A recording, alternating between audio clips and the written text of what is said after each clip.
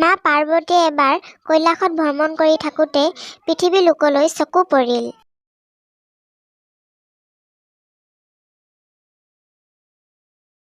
মালিক, এই মাল বস্তুবোৰ গাড়ীৰ পৰা নমাই আনিলো।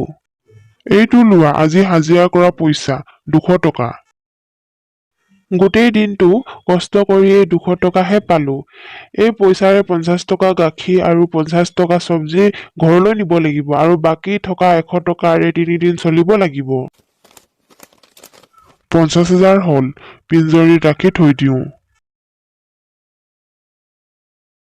নালাগে ভাইটি, ইমান দামী কাপোৰ, অলপ সস্তা কাপোৰ দেখাওক।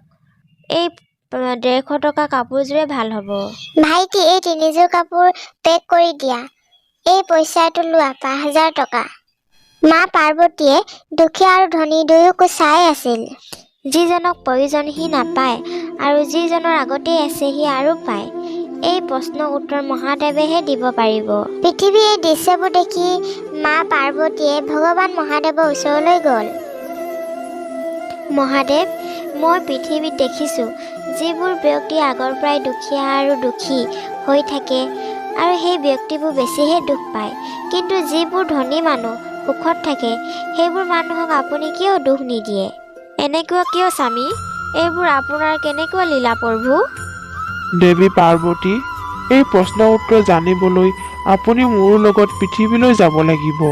তাত থকা প্ৰাণীৰ হালচাল জানিব লাগিব আৰু তাতেহে এই প্ৰশ্নৰ উত্তৰ পাবা। ভগৱান মহাদেৱৰ কথা অনুসৰি কিছুদিনৰ পিছত মহাদেৱ আৰু পাৰ্বতীয়ে প্ৰাণীৰ হালচাল জানিবলৈ পৃথিৱীলৈ গ'ল আৰু তেতিয়া ৰাস্তাত এহাল দুখীয়া পতি পত্নী গৈ থকা দেখিলে। কোমল, মই একো বুজি নাই পোৱা। আমাৰ দুখীয়া কেতিয়া দূৰ হ'ব? সৌ ৰমেনে আৰু মাটি কিনিলে। সকলোৱে ভাগ্য একে নহয়।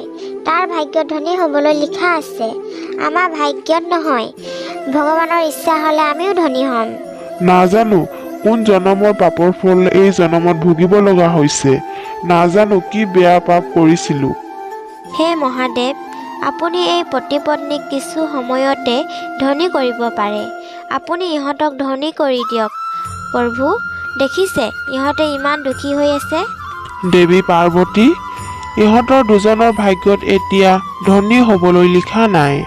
প্ৰভু, আমি যদি ধন দি দিওঁ ইহঁতক, দুখীয়া নাইকিয়া হৈ যাব আৰু ধনী হৈ জীৱন কটাব পাৰিব। কৃপা কৰি আপুনি সহায় কৰক প্ৰভু। দেৱী পাৰ্বতী, আপোনাৰ ইচ্ছা অনুসৰি ইহঁতক ধন প্ৰদান কৰিছো, কিন্তু ধন পোৱা বা নোপোৱা কৰ্মৰ ওপৰতহে নিৰ্ভৰ কৰিব। পাৰ্বতীয়ে কোৱা কাৰণে ভগৱান মহাদেৱে ধন সোণেৰে ভৰা এটা টোপোলা সেই ৰাস্তা কাষতে থৈ দিলে। সেই ৰাস্তাৰে অন্ধ ব্যক্তি এজন আহি আছিল। কোমলে সেই অন্ধ ব্যক্তিজনক দেখা পালে। শুনিছে, আমি দুখীয়া হয়, সেইকাৰণে দুখী। এই ৰাস্তাত আহি থকা ব্যক্তিজন অন্ধ। এটা কথা বুজি পোৱা নাই, এই অন্ধ ব্যক্তিয়ে জীৱনটো কেনেকৈ অতিবাহিত কৰিছে। হয়, বহুত কঠিন হ'ব বেচেৰা অন্ধ ব্যক্তি লোকসকলৰ। ব'লক আজি আমিও অন্ধ ব্যক্তি নিচিনাকৈ যাওঁ, চাওঁচোন কেনেকৈ জীৱন অতিবাহিত কৰে। কোমল আৰু হৰিয়ে ইজনে সিজনৰ হাতত ধৰি চকু মুদি যাবলৈ ধৰিলে। সোণৰ মুদ্ৰাৰে ভৰি থকা মোনাটো সিহঁতে চকু মুদি যোৱাৰ কাৰণে দেখা নাপালে আৰু সেই মোনাটো ৰাস্তাতে পৰি থাকিল। দেখিলা দেৱী পাৰ্বতী, ইহঁতৰ ভাগ্যত দৰিদ্ৰতাহে লিখিছে। আমি কিছুদিনৰ কাৰণে পৃথিৱীতে থাকিম।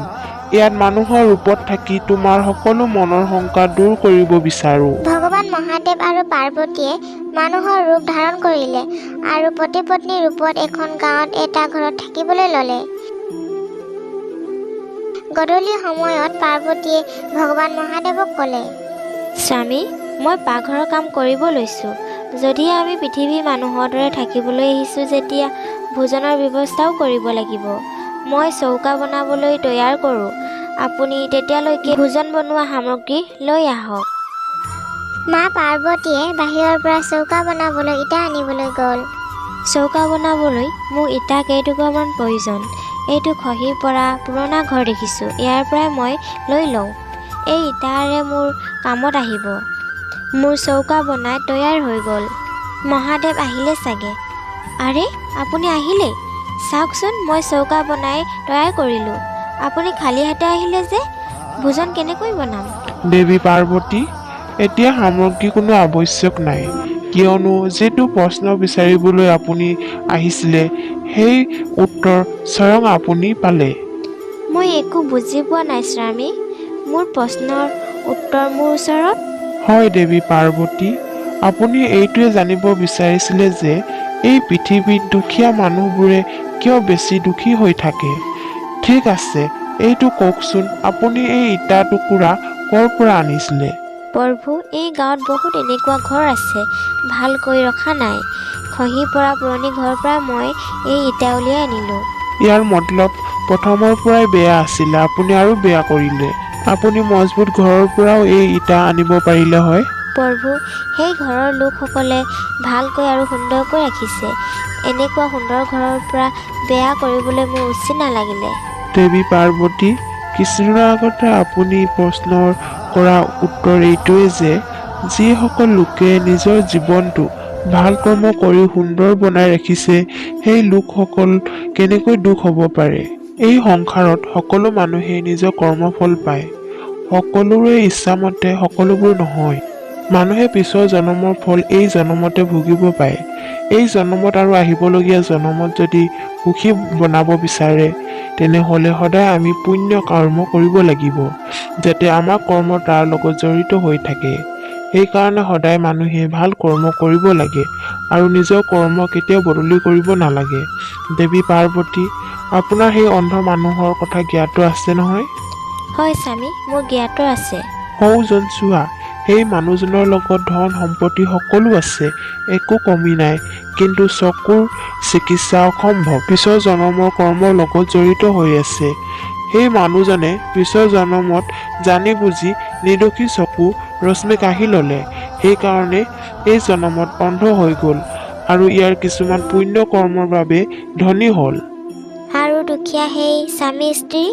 দেৱী, সিহঁত দুজন পিছৰ জন্মত কঞ্জুচ ধনী মালিক আৰু পতিপত্নী আছিলে আৰু কেতিয়াও আনক দান কৰা নাছিলে।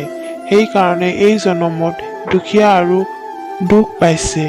কিন্তু এই দুজনৰ ভাল কৰ্মৰ বাবে ইহঁতৰ আধাৰ জীৱন সুখী বনাব পাৰে। এই পৃথিৱীত কোনো মানুহে সম্পূৰ্ণ সুখী নহয় দেৱী। সকলো মানুহৰে জীৱনত কিবা নহয় কিবা দুখ আছে আৰু সমস্যা আছে। মই উত্তৰ পালোঁ স্বামী।